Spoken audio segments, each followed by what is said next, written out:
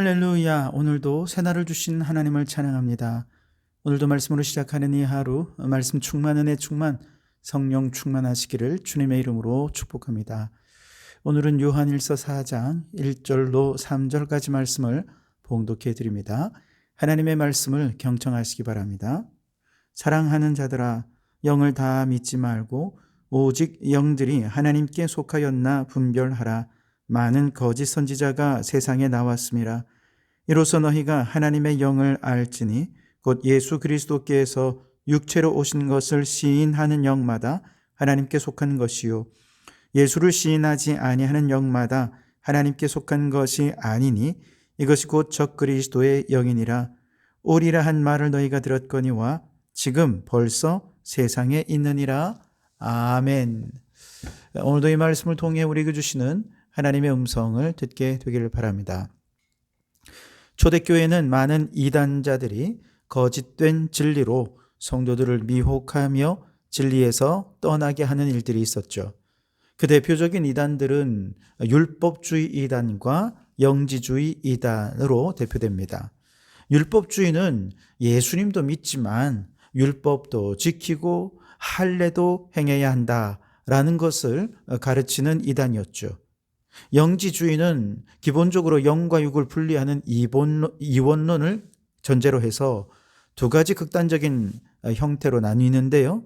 첫째는 영적으로 구원받았다면 육체적인 삶은 얼마든지 죄를 범해도 구원받는데 아무런 지장이 없다라고 생각하며 방탕하게 살아가는 사람들. 반면에 둘째로는 육체를 영혼의 감옥으로 보고 육체를 학대할 정도로 억압해야 영혼이 자유로울 수 있다라고 가르치는 그런 부류의 사람들도 있었습니다. 둘 다 영지주의자인데 그 밖에도 다양한 거짓 가르침들이 성도들을 미혹해 왔습니다.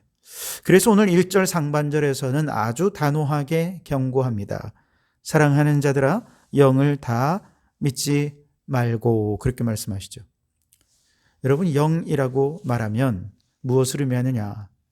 선지자가 성령의 은사를 받아서 하나님의 말씀을 전하는 자임을 나타내는 칭호가 바로 영이라는 단어입니다. 다시 말해 그 누구도 자기 이름으로 말씀을 선포할 수 없고 오직 성령을 받아서 성령의 기관으로 세워진 자만이 하나님 주시는 권위로서 선지자의 사역을 감당할 수 있게 되는데 바로 이것이 영이라는 거죠. 하나님께서 이처럼 성령의 은사로 선지자를 세우시는 목적은 그들을 통해 하나님 말씀을 전하게 하시는데 이때 사람들이 그 말씀을 단순히 인간의 말이 아니라 하나님께서 친히 하늘에서 선포하는 것처럼 받아들이도록 하기 위해서 그들을 성령의 은사로 세우시는 것입니다. 하지만 사단은 성령의 은사를 받지 않은 거짓 교사들에게도 선지자라는 이름을 주어서 사람들을 속이게 합니다. 거짓 교사들은 하나님의 영을 받지 않고 하나님 말씀을 대언할 성령의 기관이 아님에도 불구하고 선지자라고 하는 영예로운 권세를 거만하게 사용하고 참된 말씀을 왜곡하는 사람들인 것이죠.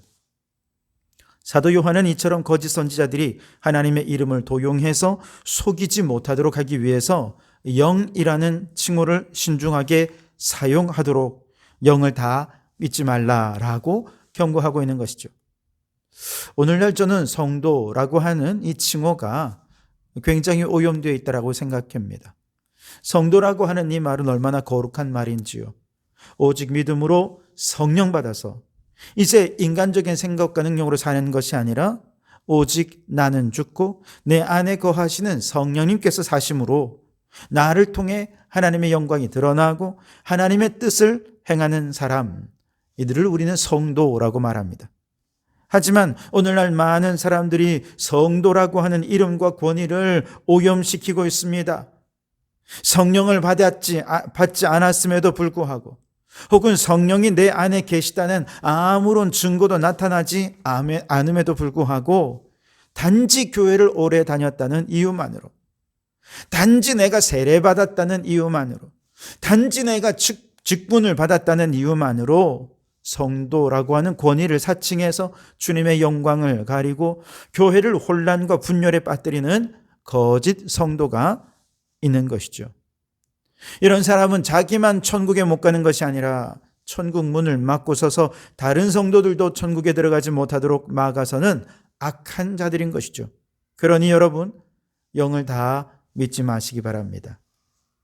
이처럼 마귀가 영이라는 거룩한 칭호를 오염시킨 현실 속에서 우리가 해야 될 일은 뭐냐?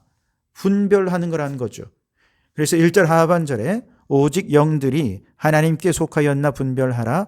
많은 거짓 선지자가 세상에 나왔음이라 그랬습니다.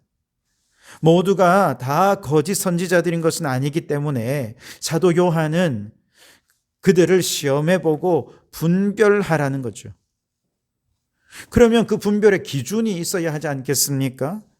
그 분별의 기준이 무엇일까요? 하나님의 말씀이죠. 하나님의 말씀이 기준이 되어야 합니다. 그리고 그 말씀이 오염되지 않도록 적용할 수 있게 하시는 분별의 영을 받아야 합니다. 성령의 지도를 받아서 하나님의 말씀으로 우리의 삶을 들여다 볼 수 있어야 한다는 것이죠. 바로 이때 하나님의 말씀인 성경이 올바른 식별의 기준으로 우리에게 알려주는 핵심적인 기준이 있어요. 그것이 뭐냐? 예수 그리스도께서 육체로 오신 것을 시인하는 영인가 그렇지 않은 영인가 라고 하는 것입니다. 2절과 3절에 보시면 이로써 너희가 하나님의 영을 알지니 곧 예수 그리스도께서 육체로 오신 것을 시인하는 영마다 하나님께 속한 것이요 예수를 시인하지 아니하는 영마다 하나님께 속한 것이 아니니 이것이 곧 적 그리스도의 영이니라. 오리라 한 말을 너희가 들었거니와 지금 벌써 세상에 있느니라. 아멘. 예수 그리스도가 육체로 오신 분인가 그렇지 않은가 라고 하는 이것이 분별의 기준이고, 이러한 분별의 기준은 모든 이단자들과 적 그리스도에게는 그들이 걸려 넘어지는 장애물이 되지만 건강한 신앙 위에 있는 성도들에게는 안전한 믿음의 반석이 되는 것이죠. 믿음의 울타리가 되는 것입니다. 사도 요한이 여기서 그리스도께서 오셨다라고 말할 때 우리는 여기서 그리스도께서는 이전에 이미 아버지와 함께 계셨다라는 것을 당연히 추론해 볼 수 있겠죠. 바로 이 지점에서 우리는 그리스도의 영원한 신성을 발견할 수 있습니다. 예수님은 하나님이라는 것이죠. 뿐만 아니라 그분은 오셨는데 육체로 오셨다라는 거죠. 이 말에서 사도 요한은 육신을 입으신 그리스도께서 우리와 조금도 다를 바 없는 참 인간이 되셨다라고 하는 것을 증명해 주고 있습니다. 그리스도께서는 우리가 가는 모든 죄와 부패성을 제외하고는 모든 인간과 똑같은 우리의 형제가 되신 것이죠. 그런 면에서 예수 그리스도께서 육체로 오신 것을 시인하는 영은 예수님의 인성과 신성을 온전히 인정하는 건강한 신앙의 증거자요, 진실한 교사라고 말할 수 있을 겁니다. 반면에 예수께서 육체로 오신 것을 시인하지 않는 영은 예수님의 인성을 부인하거나 혹은 예수님의 신성을 부인하거나 아니면 둘 다를 훼손하는 것이기 때문에 거짓 선지자요, 거짓 증거자로 판명된다는 것입니다.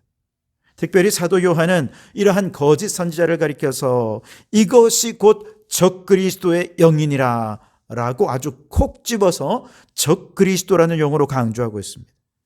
그것은 아마도 순수한 성도들을 미혹해서 그리스도를 떠나게 하는 저 사기꾼들의 악함을 강조하고 그들을 더 미워하도록 하기 위해 특별히 더 강조한 것이라 볼 수 있겠습니다. 적그리스도라고 하면 뭔가 사악하고 불길한 이름이 아닙니까? 그들이 꾀임에 속아서 믿음에서 이탈한 성도들도 모두 적그리스도 왕국의 회원들이 된다는 거죠. 그러니 경계하라는 것입니다. 게다가 사도 요한은 바로 그 적그리스도가 오리라 한 말을 너희가 들었으나 지금 벌써 세상에 있느니라 그랬습니다. 적그리스도가 이미 그들의 교묘한 논리로 성도들을 미혹하고 있고 때로는 그들의 신비한 기적과 능력으로 성도들을 미혹하고 있기에 그들은 지금 벌써 세상에 있는 것이 틀림이 없습니다. 그렇다고 해서 적그리스도 때문에 하나님의 진리가 거짓되고 허위적인 가르침에 압도당하고 속아 넘어가는 그런 위태로운 상황에 처해졌는가? 절대로 그렇지 않습니다. 하나님의 나라는 영원합니다. 왜냐? 하나님이 그들을 막아서고 있기 때문에 그렇습니다. 그들의 거짓 선동이, 그들이 만드는 미신은 결국 하나님에 대해 예배를 타락시키는데 결탄코 성공하지 못하고 있고 앞으로도 그럴 것입니다. 지금 벌써 세상에 있기에 영적으로 분별하고 경계해야 하긴 하지만 마치 존 버년의 철로 역정에 나오는 쇠사슬에 매인 사자처럼 으르렁거리긴 하지만 절대로 우리를 물 수 없고 덤빌 수 없도록 그렇게 위험만 하는 존재입니다. 그러니 깨어 경계하고 기도하는 성도들은 결단코 그들이 무너뜨리지 못한다는 것이죠. 여러분, 요즘 무당이 나와서 점을 보고 또 알아맞히면 누가 더 용한 무당인가 하는 것들을 막 서바이벌로 경쟁하는 그런 프로그램이 있더라고요. 여러 무당들은요, 각자 나름대로 용하다고 아마 소문난 사람들을 다 불러 모았겠죠. 그러니 소문에 걸맞게 얼마나 잘 맞추는지요. 그 사람의 과거와 현재 상태를 그냥 딱 사진만 보고도 알고 얼굴만 보고도 알고 너무 잘 알아맞히는 거예요. 그걸 지켜보는 연예인들은 막 적극적인 리액션으로 막 소름이 돋는다 하면서 이런 것들을 통해 더 신비하게 이 프로그램을 만들어가고 사람들의 이목을 끌어요. 여러분, 귀신이 있을까요?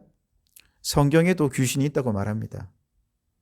그 귀신들은 사람들에게 빙의해서 사람들을 괴롭히기도 하고 사람들의 삶을 고통스럽게 만듭니다. 그런 면에서 저 무당들은 귀신에 사로잡힌 사람들임에 틀림이 없습니다.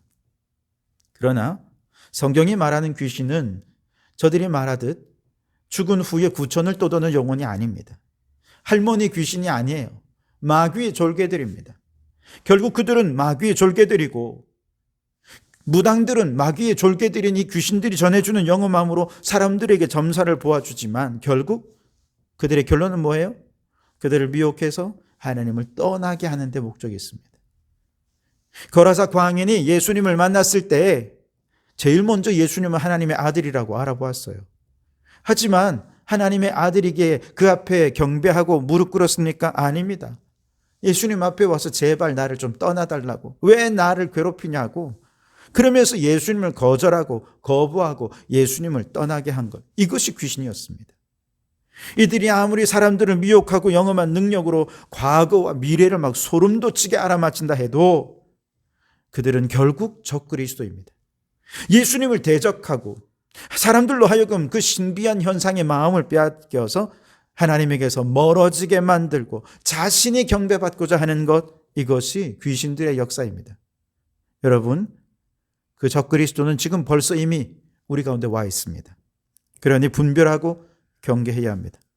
그러나 너무 걱정하지 마십시오. 두려워하지 마십시오. 그들은 결코 성도들과 교회를 무너뜨릴 수 없습니다. 오히려 하나님의 능력과 위엄이 더 선명해지고 하나님의 신앙과 미신적 신앙이 더 어떻게 다른지가 분명해져서 선과 악이 분명해지고 거짓과 참이 분별이 되어서 하나님의 나라는 더 왕성히 서게 될 줄 믿습니다. 그렇습니다, 여러분. 오늘 이 시대가 아무리 최첨단의 시대라 해도 귀신은 여전히 사람들의 마음을 미혹합니다. 그러니 여러분, 영을 다 믿지 마시고 그 영이 하나님께 속하였나 분별하고, 그래서 건강하고 올바른 그리스도의 신앙 위에 굳게 서는 우리 성도들이 되시기를 주님의 이름으로 축원합니다. 기도하겠습니다. 사랑의 하나님, 오늘도 우리에게 참된 진리를 주시고 거짓된 영을 분별할 수 있도록 은혜를 베풀어 주심에 감사드립니다. 많은 거짓 선지자와 적그리스도의 영이 세상에 가득하여 성도들을 미혹하려 하지만 오직 예수 그리스도께서 육체로 오신 것을 시인하는 믿음 위에 굳게 서게 하여 주시옵소서. 우리의 눈과 귀가 세상의 신비한 현상에 빼앗기지 않게 하시고 오직 성령의 인도하심을 따라 하나님의 말씀을 기준으로 삼아 분별하며 살게 해 주시옵소서. 교회를 혼란케 하는 거짓된 영을 물리치시고 참된 성도들이 하나님의 영광을 드러내며 굳건한 믿음 위에 서게 도와주시옵소서. 예수님 이름으로 기도하옵나이다. 아멘.